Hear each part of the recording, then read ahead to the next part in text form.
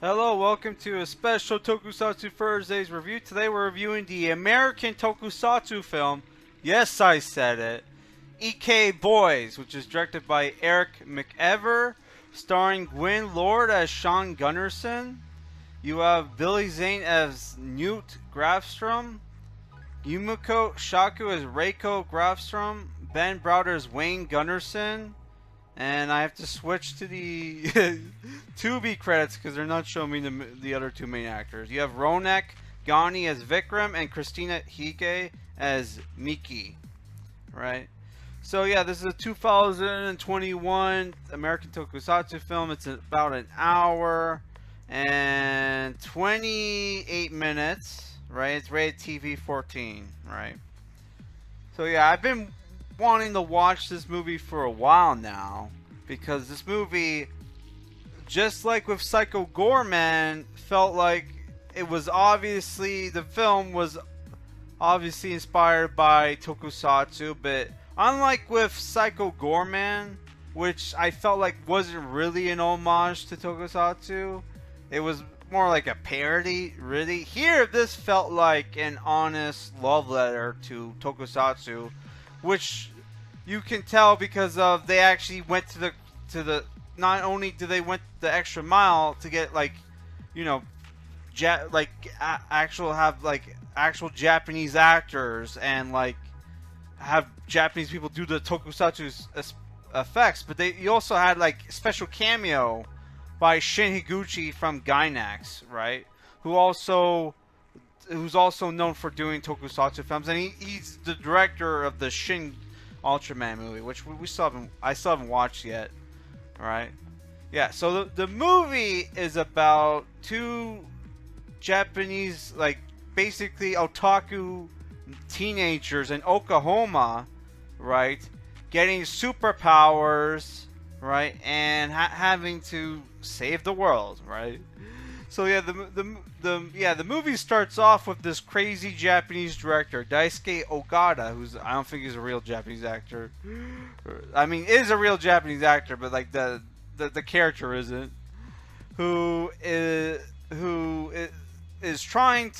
pitching a movie to a committee and it tells them that the movie is a prophecy and that unless the people who are destined to see the movie watch it, though the world won't be saved. And the movie was made in like the 70s, right, or 69, and the movie prophesies the end of the world in 1999, which the movie takes place in the holiday season of 1999.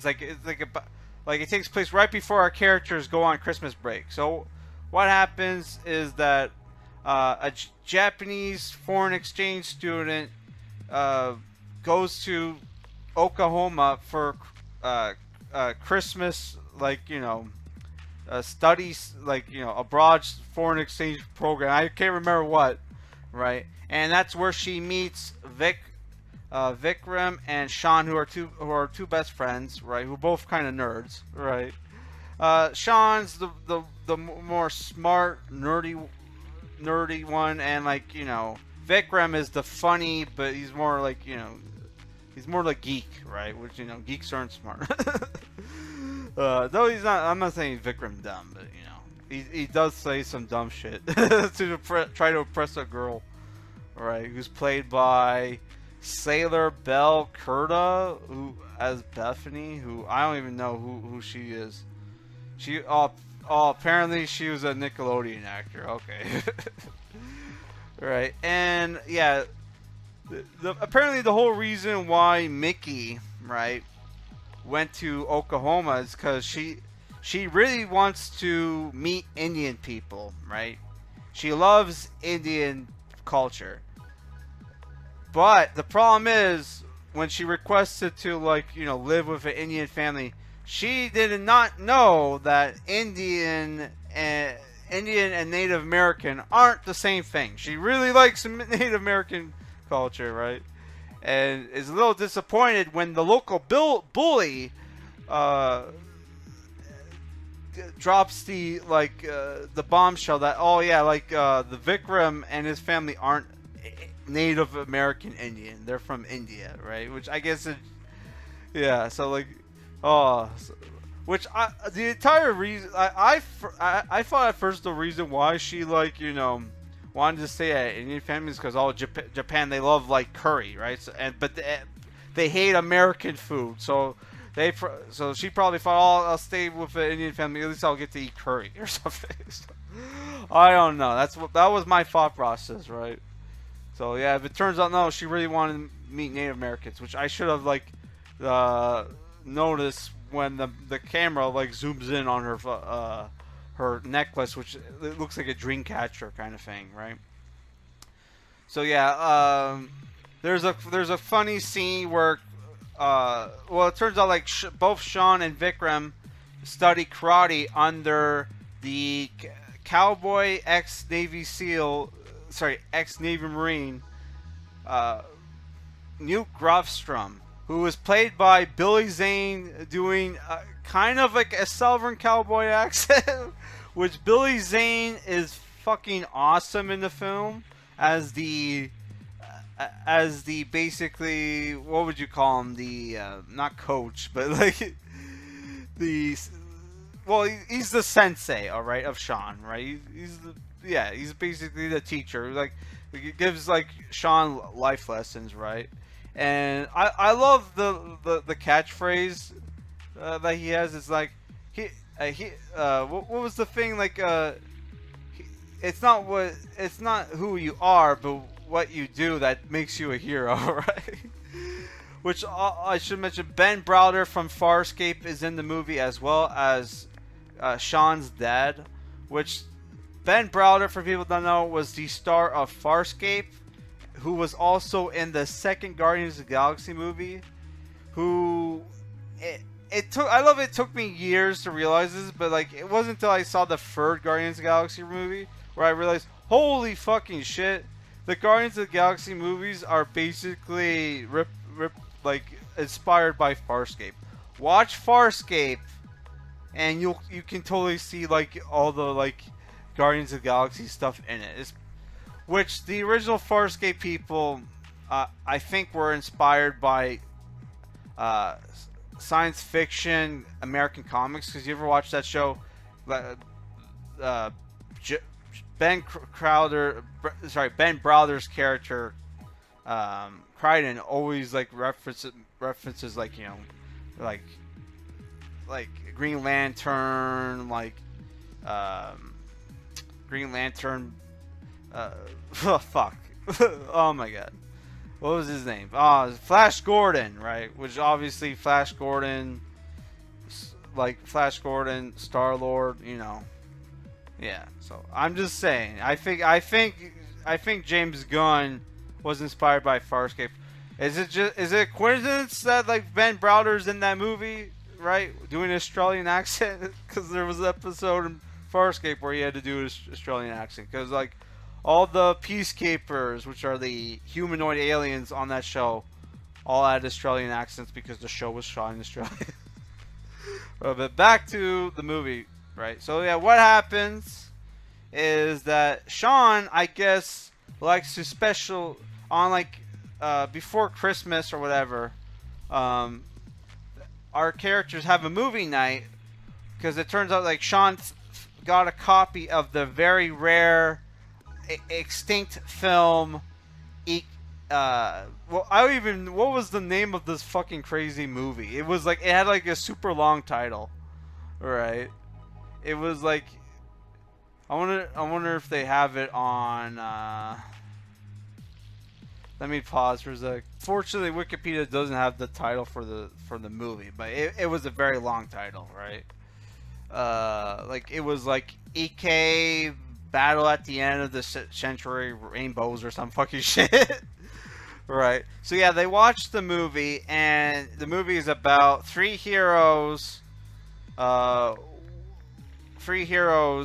working together to take down this evil end of the world cult that's trying to bring back the old gods, right?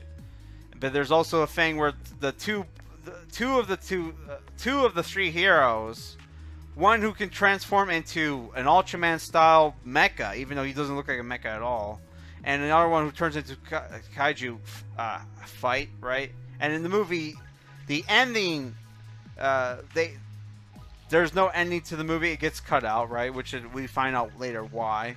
But yeah, so after our characters watch the movie, they get zapped by the DVD, which I feel like it should have been a VHS, but whatever, right? They get zapped by the DVD, and they start to get powers, right?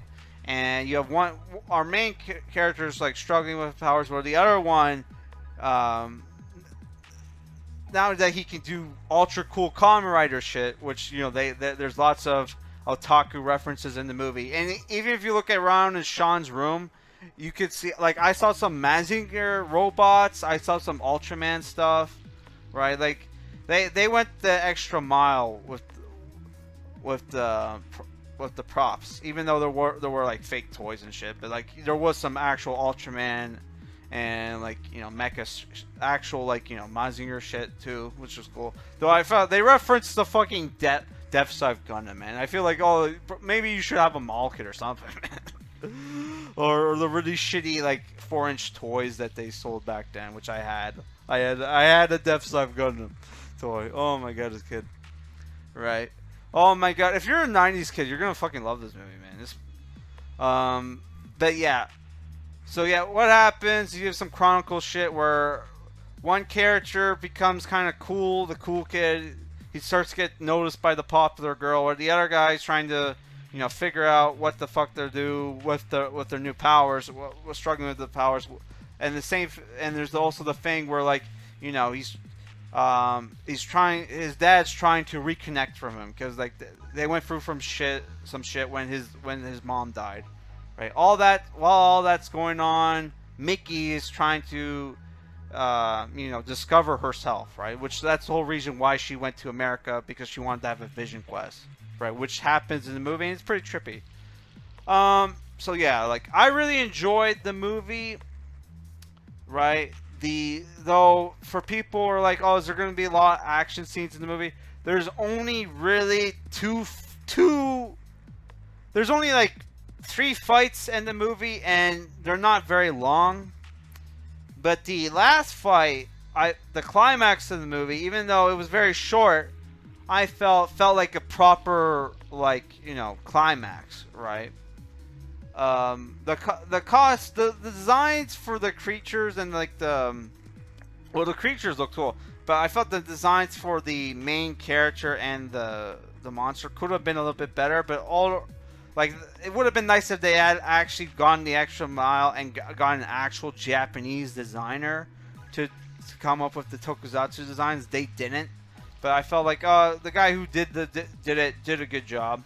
And at first, I wasn't a huge fan of the anime sequences, which were done by a French and Taiwan studio. Apparently, yeah, they didn't look good in my opinion. I mean, the animation was fine. It was just the style did not look good. But you know what? This movie, when your biggest actors are Ben Browder and Billy Zane, you can't complain too much, obviously, right? And I wasn't a fan. Like, I felt like some of the special effects was not good, but whoever did the cinematography obviously covered, like, whatever filter they were using or whoever did the cinematography, it helped the special effects make it look less bad, honestly. But overall, I think like at first I was a little cringing at the beginning of the movie, because it's like, because I was a nerd in high school, well, geek.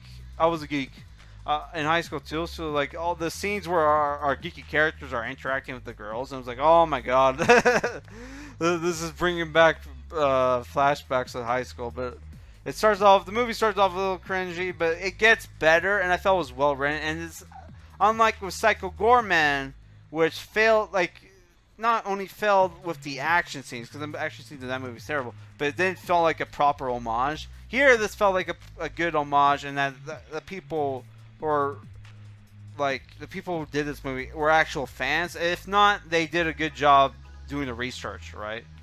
So yeah, I enjoyed it, and the music was actually good. Like the ending song of the movie was fucking fantastic. And this is because the movie takes place both on Christmas and New Year's. This is the end of the movie is New Year's. This is a great movie, Tokusatsu movie to watch during the holidays. And this is like the best fucking Billy Zane movie I've seen in fucking years, man. Holy fuck.